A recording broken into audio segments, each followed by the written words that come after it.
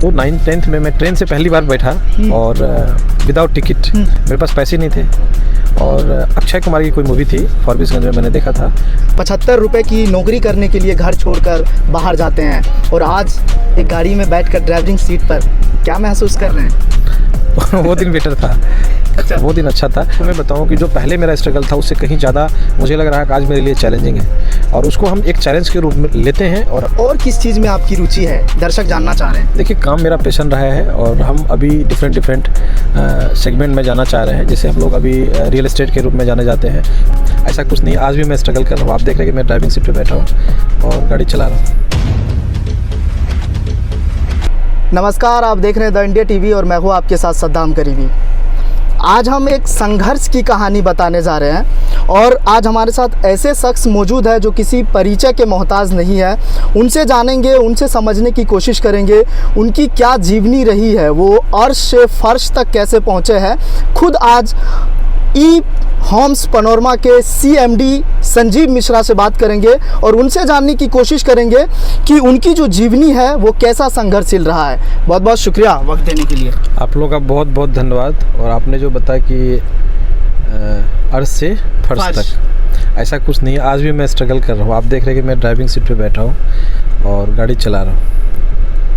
देखिए, पता नहीं लोग ये समझ पाते हैं कि 10-5 करोड़ रुपया कमा लिया तो हमने एक मुकाम हासिल कर लिया, जबकि ये बहुत गलत है। पता नहीं क्यों मुझे लग रहा है कि आज मैं बहुत ज़्यादा स्ट्रगल कर रहा हूँ और मुझे और बहुत करना पड़ेगा, क्योंकि जो हमारा सोच है, जहाँ तक हम जाना चाह रहे हैं, उससे बहुत दूर है अभी जो सच्चाई है। अब लोगों को लग रहा होगा कि हम बहुत बड़ा एक बिल्डर के रूप में काम कर रहे हैं। एक बहुत अच्छा प्रोजेक्ट है, 500-500 हज़ार करोड़ का प्रोजेक्ट हम लॉन्च कर लेते हैं। लोगों को लग रहा होगा कि हम बहुत एक मुकाम पे पहुंच गए हैं। ऐसा कुछ नहीं है।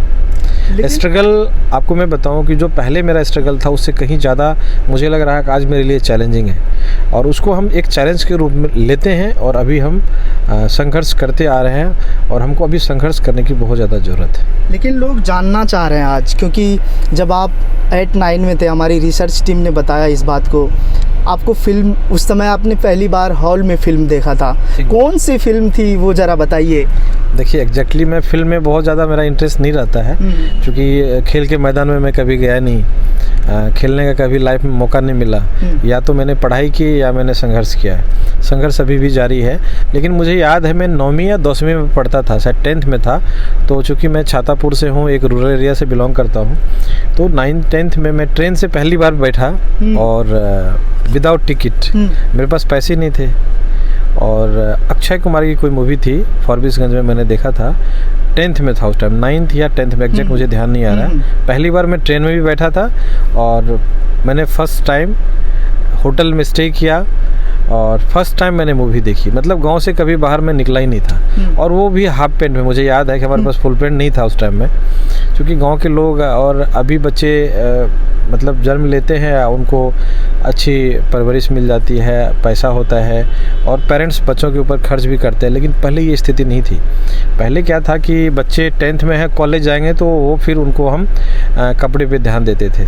तो 10th में हम लोग हाफ पैंट में, मैंने 10th कर लिया था। पहली बार फुल पैंट मैंने बनवाया था जब मैं 10th का बोर्ड था मेरा, पेपर देने गया था। तो हाफ पैंट में कैसे जाएंगे, उस टाइम में पेरेंट्स ने मेरे लिए फुल पैंट बनवाया था। संजीव मिश्रा का वो सफ़र भी बड़ा दिलचस्प हो जाता है जब 75 रुपए की नौकरी करने के लिए घर छोड़कर बाहर जाते हैं और आज एक गाड़ी में बैठकर ड्राइविंग सीट पर, क्या महसूस कर रहे हैं? वो दिन बेटर था। अच्छा। वो दिन अच्छा था। लेकिन ठीक है, हम युवाओं के लिए बस आप लोगों के माध्यम से संदेश देंगे कि भाई अपने एक एक मिनट का उपयोग कीजिए। अभी मैं जहाँ गया था, महदीपुर में हूँ मैं अभी, छातापुर में, हम लोग महदीपुर में बात कर रहे हैं। तो वहाँ 12-15 युवक थे। उसमें से बहुत लोग हमारे यहाँ कंपनी में काम करते, अभी छुट्टी में आए हुए थे।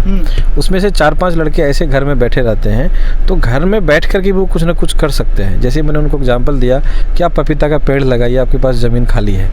यदि आप पपीता का पेड़ लगाएंगे तो वो पपीता हम लोग कितना महंगा खरीदें। मिर्च का पेड़ लगा सकते हैं, नींबू का पेड़ पेड़ लगा सकते हैं, मतलब घर बैठे भी हम अर्न कर सकते हैं। लेकिन हम लोग सोचते हैं कि नहीं, ये काम छोटा है। अब मैं बहुत शौक से बागवानी करता हूँ, और बागवानी करके फूल, मतलब आदमी को, मेरा कहने का मतलब, मैं ऐसे कम शब्द में बोलूँ तो आप कोई भी काम कहीं से कर सकते हैं, इसमें कोई बुराई नहीं है। आप नींबू भी लगा सकते हैं, आप खेती भी कर सकते हैं। आपको जो हुनर है, जो आपको आता है, जो आपके सामने अपॉर्चुनिटी आ रहा है, उसको इनकैश करना चाहिए, ना कि उसको दरकिनार करना चाहिए कि नहीं हम बहुत बड़ा कंपनी खोल के बैठे हैं या बहुत बड़ी कंपनी में नौकरी करें। कोई ज़रूरी नहीं, आपको जहाँ मौका मिलता है, नहीं से तो कुछ अच्छा है। आप दिल्ली जाएंगे, महीना में 50,000 रुपये कमाएंगे, लेकिन घर बैठ करके चौकी तोड़ रहे हैं, ये नहीं होना चाहिए।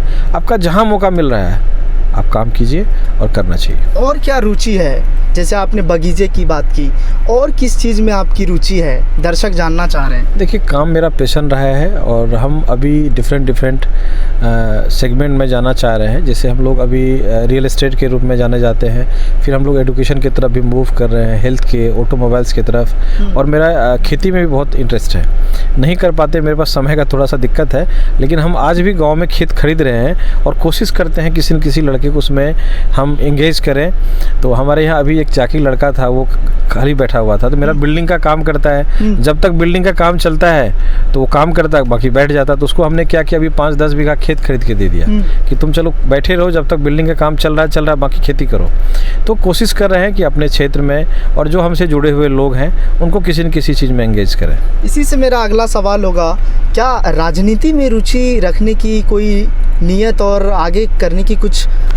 देखिए, समाज सेवा ज़रूरी है, और समाज सेवा का लोग क्या होता है, जैसे हम लोग कहीं घूमते हैं तो उनको ये लगता है कहीं ना कहीं पॉलिटिक्स में आ रहे हैं, जबकि सेवा एक अलग चीज़ है, राजनीति एक अलग चीज़ है। दोनों को कभी मिक्स नहीं करना चाहिए। इलेक्शन के नेक्स्ट डे जब मैं चुनाव लड़ा था, उस टाइम में 25-24 कैंडिडेट थे छातापुर में, छातापुर विधानसभा से।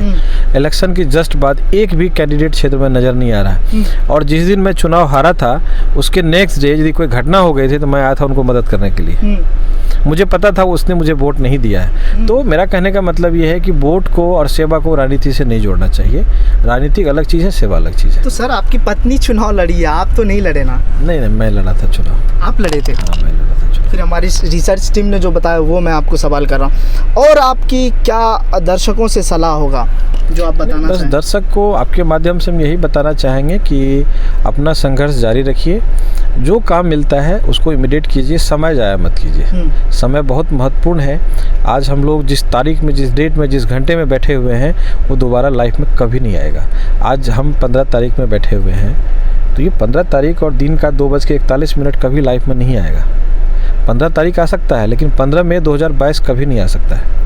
15 मई 2022 कभी आप जीवन में नहीं ला सकते हैं। तो इस समय का एक एक सेकंड का सदुपयोग होना चाहिए, ना कि दुरुपयोग होना चाहिए। चलिए, बहुत शुक्रिया हमसे बात करने के लिए। हमारे साथ संजीव मिश्रा जी थे, जिन्होंने सभी सवालों के जवाब बारीकी अंदाज में दिए, जिनका साफ तौर पे कहना है कि हर समय का इंसान को उपयोग करना चाहिए, न कि सदुपयोग करना चाहिए।